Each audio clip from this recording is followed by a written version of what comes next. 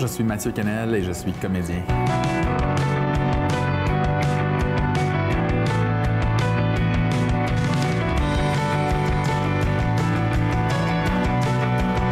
Ça remonte à secondaire 5.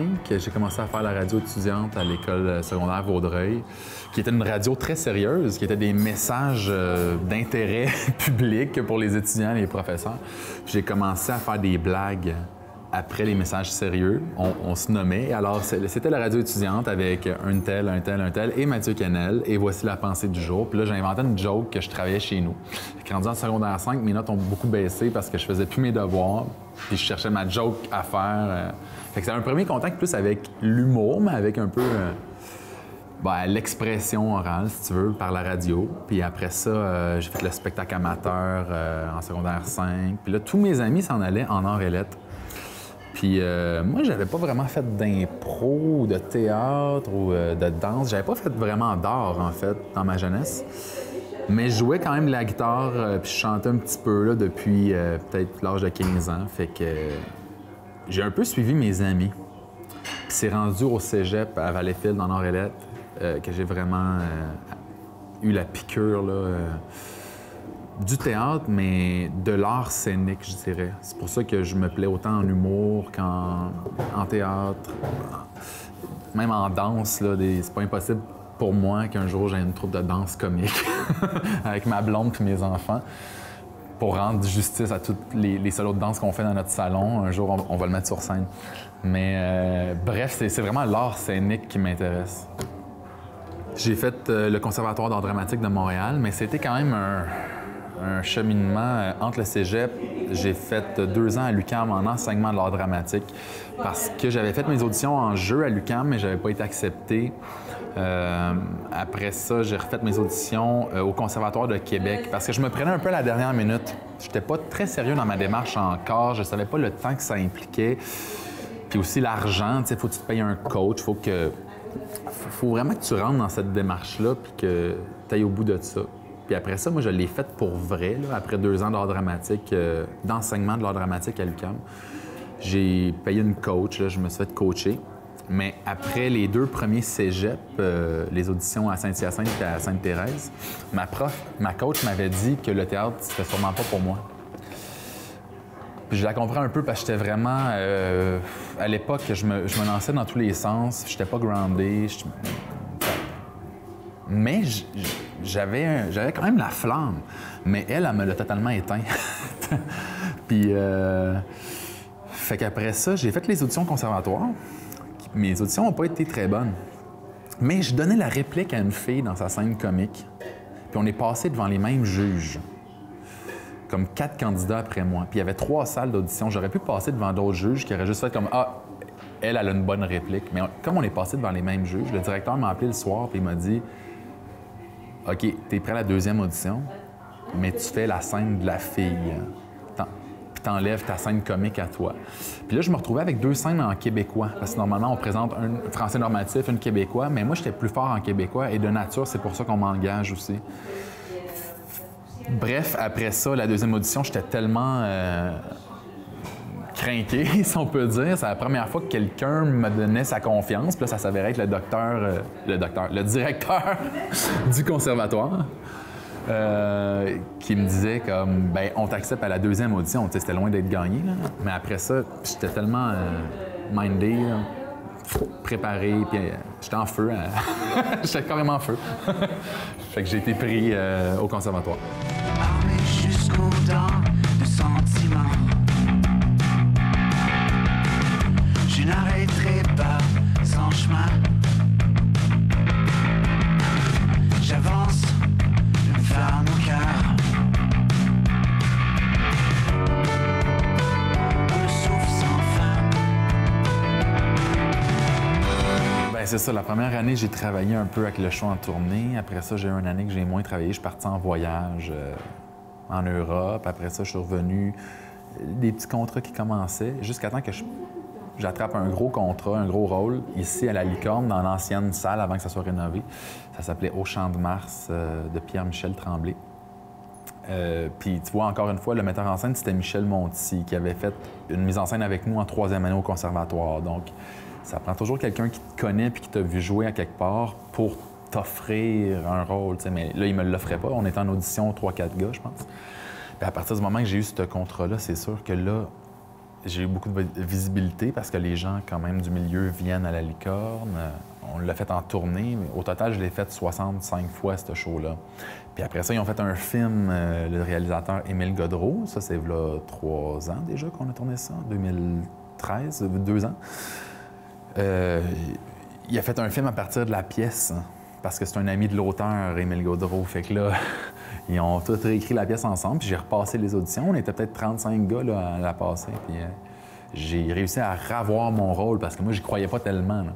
Mais bref, tout ça fait en sorte que sans ce contrat-là, là, au Champ de Mars, qui est devenu le film Le Vrai du Faux,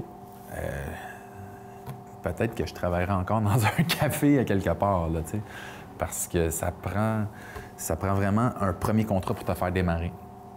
Puis là, depuis, j'ai quand même fait beaucoup de choses, des choses pas payantes, mais qui m'ont apporté beaucoup. Mais aussi, j'ai fait de la pub. J'ai fait peut-être une quinzaine de pubs là, entre 2008 et 2013. J'ai fait une quinzaine de pubs, donc à peu près 3 par année. Ça a été mon gagne-pain aussi. Puis c'est le fun parce que, justement, en pub, les réalisateurs, c'est souvent des réalisateurs de télé ou de cinéma, de plus en plus. Fait que tu vois, j'ai fait une pub avec Francis Leclerc qui m'a engagé après ça dans Les Rescapés. Après ça, j'ai fait une pub avec Alexis Durand-Brault qui m'a fait passer des auditions pour des séries que j'ai pas réussi à avoir, mais... Fait que c'est vraiment comme ça. De fil en aiguille, tu rencontres des gens qui te réengagent. Mais même quand tu travailles, comme là, je suis plus installé, puis je le sais que mon nom circule un peu plus, puis que ça va bien, puis que j'ai des offres, mais il y a toujours des mois, voire 2-3 mois, où tu n'as rien à l'agenda. Fait que c'est une job difficile pour ça, c'est parce qu'il faut que tu le comptes, ce temps-là. Il faut que tu essaies de te perfectionner, ou il faut que tu essaies de décrocher, prendre l'air, parce que comme il y a beaucoup de gens, puis il y a beaucoup de compétition, on est constamment à penser à qu'est-ce qu'on peut faire pour s'améliorer. T'sais. Mais là, il ne faut pas virer fou avec ça non plus. T'sais. C'est une espèce d'équilibre qu'il faut garder. Moi, je suis un acteur qui a beaucoup d'idées, qui a beaucoup... Puis c'est pour ça que j'écris, c'est pour ça que je veux faire de la mise en scène aussi. Mais quand j'aborde un rôle, des fois, je vois 3-4 façons de le faire.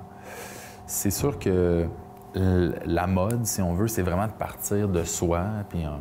Avec la télé puis le cinéma, c'est tellement fort ce qu'on peut réussir à faire avec ces médiums-là qu'au théâtre aussi, c'est rendu quand même un jeu très personnel et minimaliste.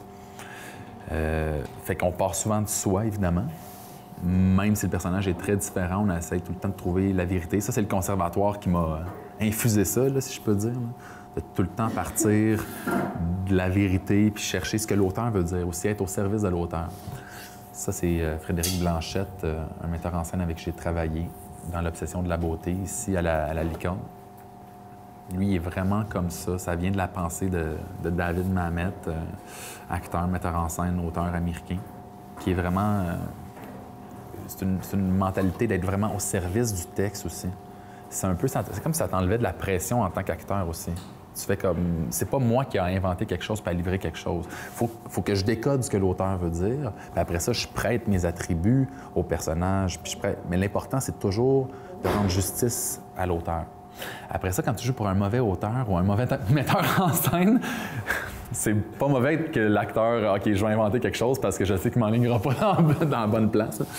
Mais au début, je voyais pas le métier de comédien nécessairement comme... Je voyais pas nécessairement la place de la création. Je trouvais qu'on était peut-être des interprètes. Mais après ça, j'ai réalisé... Je pensais ça peut-être au début du conservatoire. Mais j'ai réalisé tout le temps que ça prend, puis le travail, puis le dévouement, puis les comédiens sont des artistes. Là. C'est vraiment... Oui, on prend ce qu'il y a sur le papier, puis on essaie de rendre justice à l'auteur, mais on essaie aussi de faire ressortir des facettes qui sont peut-être pas dans le texte, là, qui sont dans le sous-texte, là, qu'on appelle, ou faire ressortir une facette du personnage que les gens auraient peut-être pas vu à la lecture. Ça aussi, c'est intéressant. Fait qu'on a une liberté quand même d'amener un personnage où on veut, de le faire découvrir autrement.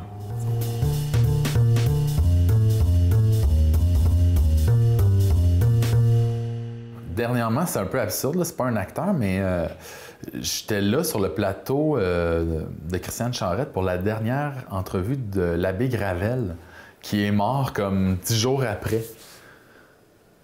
Fait que ça m'a comme un peu marqué. Puis j'étais assis à côté, puis son entrevue, ça m'a touché. T'sais. Nous autres, on était là pour parler du vrai, du faux, là, un film de comédie. T'sais. Ça n'avait pas rapport, mais sa présence m'a marqué, puis son intérêt qu'il avait sur nous. T'sais.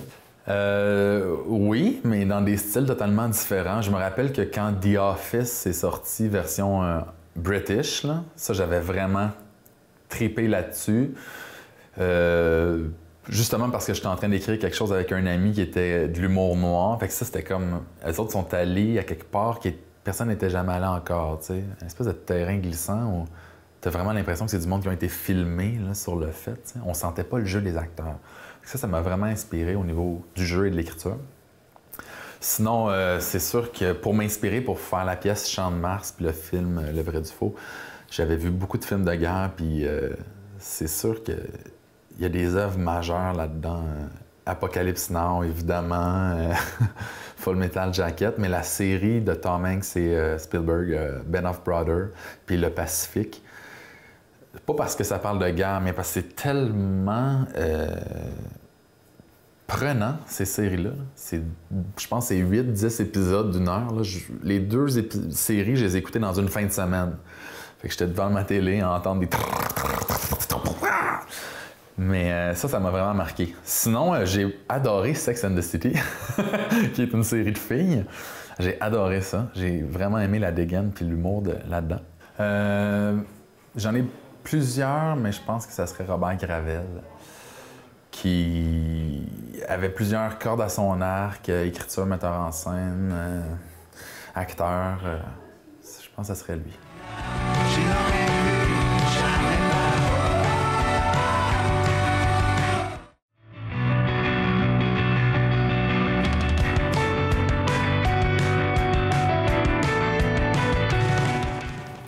Au théâtre, là, c'est 30 shows souvent. Le but, c'est de faire le plus haut nombre de bons shows possible. Moi, je viens du sport aussi. J'ai fait beaucoup de sport avant de faire de l'art, du football, du hockey, du baseball. C'est un peu tout le temps cette mentalité-là. C'est la constance, finalement.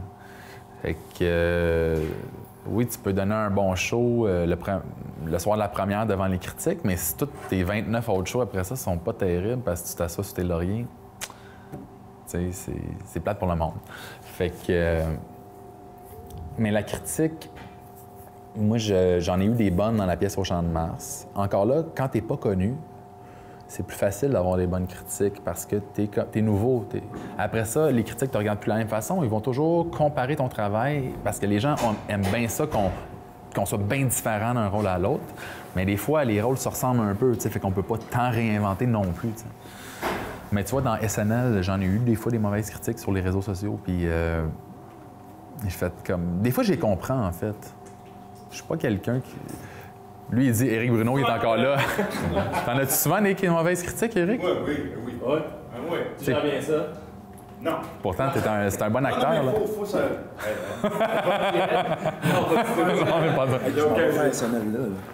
Il vient faire un sketch à SNL bientôt. Il sera pas là. Mais des fois, il y a des mauvaises critiques, puis c'est pas parce que c'est mis sur les réseaux sociaux que c'est nécessairement vrai. C'est pour ça que... Non. Faut pas toutes les parce croire. Que les réseaux sociaux... les réseaux sociaux. Les réseaux sociaux, des fois, ça permet à beaucoup de gens de dire des critiques rapidement, tu sais. Des fois, c'est juste du monde qui n'aurait pas dû écouter l'émission, puis là, ils se permettent une critique. T'sais. Comme si moi, je mettais une critique d'un show heavy metal. En partant, j'aime pas nécessairement tant ça, le heavy metal. C'est sûr que dans ma critique, je vais dire « Ah, ben le chanteur faisait juste crier. Ouais, mais c'est du heavy metal. » Fait que des fois, c'est ça, tu sais, avec la critique, faut en prendre pas en laisser. Ceci dit, moi, j'aime ça quand même toujours perfectionner, puis les critiques, même s'ils sont mauvaises, je trouve qu'il faut quand même pas les repousser du revers de la main. Parce que c'est quand même quelqu'un qui était dans la salle puis qui a eu cette perception-là. Puis des fois, ça peut nous aider à nous réaligner. Fait que c'est pour ça que des fois que les critiques de théâtre, il faudrait qu'ils reviennent après 10 shows, là, tu sais, mettons 2-3 semaines de show, ils reviennent puis ils voient, puis peut-être qu'ils verraient pas la même chose parce qu'on n'est pas fous, nous autres, là. On change, on continue à travailler, tu sais. On prend de la confiance. Mais ceci dit, c'est essentiel pour la promotion de l'art. Mais des fois, c'est un mal pour un bien, tu sais. C'est sûr que c'est... Mais les critiques de la famille sont plus dures que les critiques des journaux. Parce que des fois, comme par exemple, moi je le sais avec mon père, ma mère n'est pas très critique, mais mon père, puis des fois ma blonde, ils vont me reprocher quelques petits trucs, là, tu sais. Parce que les autres, ils te connaissent, fait qu'ils te voient. Ils te voient quand tu sors du personnage, tu sais, ils te voient quand... Ils te connaissent bien. Ma mère me connaît bien, mais elle fait juste m'encourager, tu sais, fait qu'elle me critique pas vraiment. Mais ces critiques-là, des fois, sont plus dures. Si je sais que j'ai fait quelque chose que j'ai pas aimé, je me dis, j'espère que mon père ne viendra pas le voir. T'sais. Ouais, ça me tente pas qu'il me chie dessus, pour parler en bon québécois.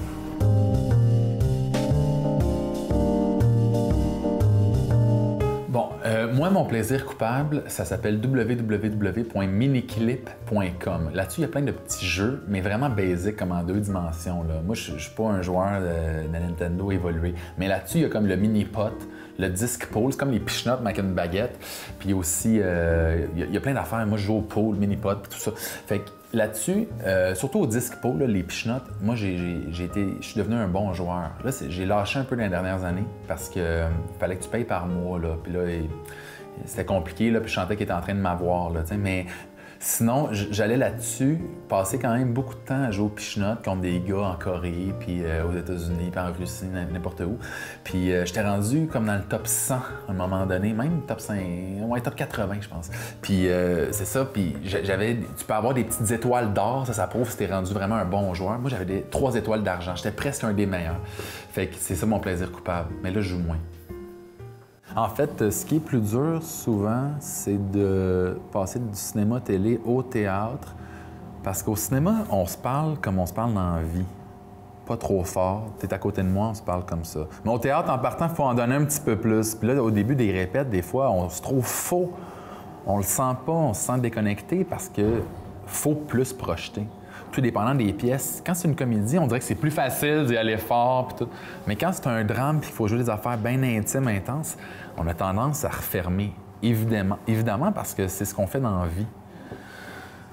Mais il y a aussi, c'est sûr, les comédiens de théâtre là, qui font juste beaucoup de théâtre. Ils vont arriver des fois en audition puis ça va être plus difficile pour eux parce qu'ils vont avoir tendance à jouer gros de la face.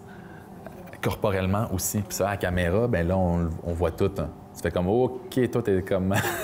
t'es dans un autre niveau de jeu. Fait que c'est vraiment de recalibrer. Mais le conservatoire, maintenant, l'enseigne très bien aux élèves aussi, quand même. De se promener. On apprend à se promener d'un niveau de jeu à l'autre. Mais le plus dur pour un comédien, c'est vraiment de faire, OK, avant de rentrer en audition ou avant d'aller sur un contrat, juste de se déconnecter de ces autres contrats. Quand tu travailles beaucoup, là, comme des fois, moi, ça arrive que j'ai 3-4 contrats en même temps. Justement, je passe de SNL, puis là, j'allais jouer dans 30 vies. Tu sais, c'est pas le même... c'est de la télé, là, mais c'est pas la même énergie, pas en tout. Puis des fois, il y a 2-3 scènes que je me dis, j'aurais aimé ça peut-être la refaire. On dirait que mon énergie d'SNL, est encore beaucoup en moi. Tu sais, les comédiens, on a à gérer ça, à se sortir d'un mode à l'autre. Des fois, c'est con, mais ce qui aide, c'est en s'en allant à un contrat, t'écoutes telle ou telle musique dans ton char, puis déjà, ça te plonge dans un état qui est peut-être plus propre à tel ou tel contrat. J'essaie de choisir ma musique souvent en conséquence de ce que je m'en vais faire. Parce que moi, personnellement, je suis un acteur à qui on demande un peu ça, parce que je fais de la comédie dramatique souvent.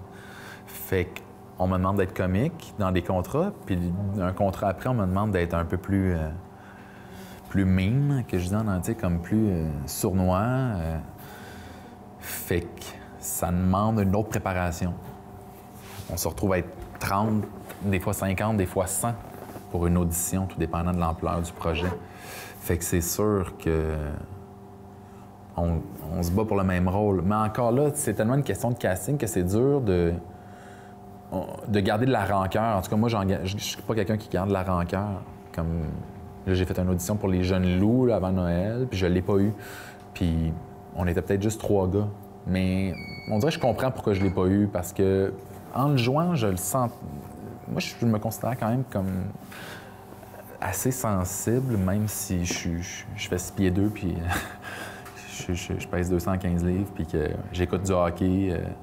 Puis, tu sais, comme, j'ai un petit côté mâle alpha, du moins dans les personnages qu'on me propose, c'est souvent ça. Mais je suis sensible quand je joue. Je le vois quand je suis pas bon, puis je le sens. Puis souvent, c'est ça que j'aime au théâtre, c'est qu'on a la chance de le travailler avec le metteur en scène, puis de le dire à voix haute.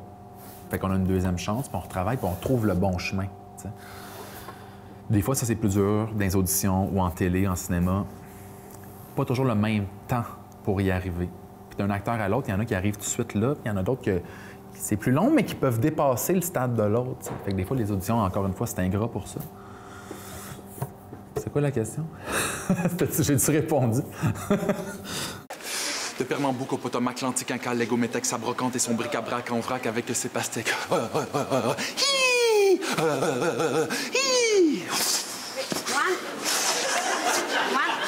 Yoann? Oui. Est-ce qu'on serait prêt à en essayer une? Ouais, moi, je regardé le texte une fois avant. Ah oui. Cette semaine, chez votre pharmacien Jean Croteau, le papier de toilette charmant Ultra Fun est à seulement 5,99 pour 18 rouleaux. À ce prix-là, on serait fou de pas en profiter. C'est ça. Fait que, on s'en fait une? Ouais, juste une petite question avant de commencer. Bien, au début, c'était vraiment trippant le premier. Je me rappelle, on était tellement high. Puis en plus, c'est moi qui l'ai dit pour la première fois, là, en direct de Montréal. C'est samedi soir, c'est dans le sketch du douanier. Puis j'étais tout seul à le dire. Là. Tu sais, souvent, on se ramasse tout le monde, tous les acteurs à le dire à la fin. En direct de Montréal, c'est samedi soir! Je me rappelle que j'étais vraiment stressé parce que moi, je viens pas de l'humour, mais j'ai déjà pensé faire de l'humour après le cégep. Là. J'avais déjà fait mes auditions à l'École nationale de l'humour, puis j'avais pas été pris, genre dans les années début 2000. Puis finalement, j'étais allé plus en théâtre, puis c'est sûr que le théâtre me parle plus parce que je suis quelqu'un qui aime la comédie autant que le drame. Fait que souvent, on retrouve les deux. En cinéma ou en théâtre, ou même à la télé, on retrouve les deux des fois, mais les projets qu'on retrouve les deux, j'y trouve plus mon compte, on dirait. Mais là, SNL, ce que j'aime, c'est que c'est une fois par mois. Fait que ça me fait tellement du bien de plonger là-dedans, comme dans juste un humour vraiment pur, puis c'est gros, puis... Mais ça demande justement une drive puis un laisser-aller que les humoristes ont peut-être plus facilement souvent. Nous autres, les acteurs, on cherche tout le temps la profondeur puis le sens de telle réplique puis tel sketch. C'est ça qu'ils nous enseignent à l'école. Sauf qu'alors que dans SNL, c'est juste la drive que ça prend. C'est juste un abandon puis pas trop réfléchir, tu sais. Dis les mots puis donne une swing puis plonge, tu sais. Fait que ça a été une école pour moi, SNL. Là, ça fait peut-être 8 qu'on a, 8-9. J'ai vraiment senti un processus de « OK, je comprends plus ce que ça prend d'un sketch selon les sketchs, l'énergie que ça prend. C'est pas la même énergie qu'au théâtre pour au cinéma. C'est vraiment... Ce serait quoi en français, le mot? Je sais pas. C'est la drive là, qu'on appelle. La drive, c'est... C'est quoi en français? C'est le mot... c'est l'énergie, la drive? Non. C'est j'allais dire le boost. Le boost d'énergie. C'est comme la nitroglycérine. Tu sais, là, dans les films de char, t'as comme le boost de nitroglycérine. C'est ça, la drive. C'est juste un kick. Mais c'est quoi kick en français? Je sais pas. L'adrénaline, ouais. Une poussée d'adrénaline. Ouais. C'est comme sur un petit ampli, t'aurais la poussée d'adrénaline. Puis là, tu mets ça comme à 7-8, là.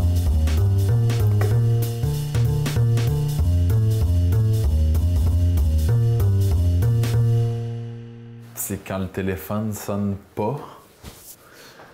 Pas juste parce que t'as pas de contrat puis que tu travailles pas. Ça, j'ai appris à, des fois, pas travailler. Mais parce que de toute façon, je vais travailler sur autre chose. Je vais travailler sur ma maison, je vais travailler sur mes textes que je vais écrire, je vais travailler sur mes projets personnels.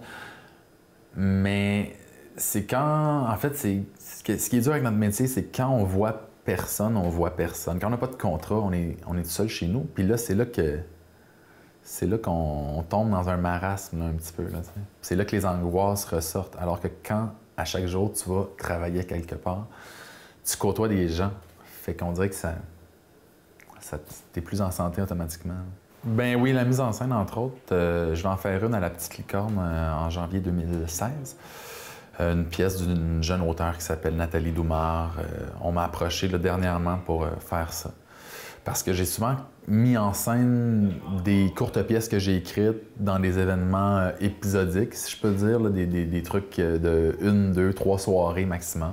Fait que j'ai souvent coaché les acteurs. C'est là-dedans que j'ai plus un bagage. Mais j'aimerais ça pouvoir faire justement des mises en scène plus évoluées, évidemment avec des budgets plus évolués aussi. Puis, ouais. Puis je continue d'écrire quand même. Ouais. Un jour, j'aimerais ça écrire un film, ça c'est sûr. J'ai déjà essayé, j'ai déjà écrit des trucs, mais je suis en train de brainstormer avec un ami acteur aussi pour éventuellement s'écrire un film pour nous.